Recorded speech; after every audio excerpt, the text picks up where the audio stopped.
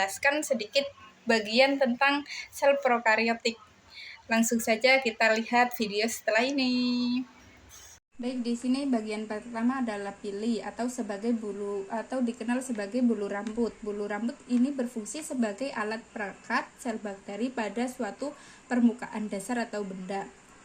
Lalu di sini ada plasmid. Plasmid adalah DNA ekstrakromosomal yang ditemukan pada sel prokariotik, yaitu DNA yang tidak tergabung dalam kromosom. Terus di sini ada ribosom. Ribosom ini merupakan struktur sel prokariotik berupa butiran yang berfungsi untuk memperbaiki protein. Lalu di sini ada sitoplasma. Sitoplasma merupakan cairan matrikus atau zat seperti gel yang berada di dalam sel. Sitoplasma tersusun atas partikel berupa material, air, dan juga protein. Di sini ada membran plasma. Membran plasma itu disebut juga membran sel, merupakan suatu sistem membran lapisan terluar yang membatasi isi sel dari lingkungannya.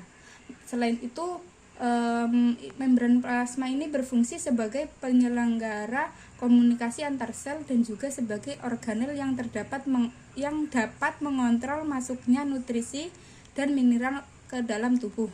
Lalu di sini ada dinding sel. Dinding sel merupakan bagian terluar dari sebuah sel, berfungsi sebagai struktur pelindung kedua setelah membran plasma.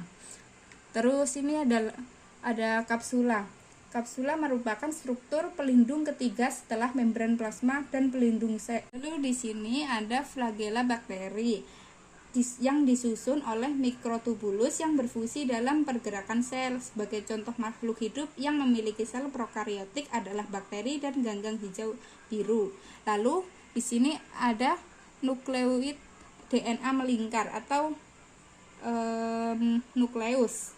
Inti sel merupakan salah satu organel yang berada di bagian pusat sel. Fungsinya sebagai pusat kegiatan yang ada di dalam sel, di mana nukleus sendiri terdapat cairan inti, anak inti, dan selaput inti. Baik, sekian video yang dapat saya jelaskan mengenai materi tentang sel prokariotik. Kurang lebihnya saya mohon maaf. Terima kasih, sampai jumpa.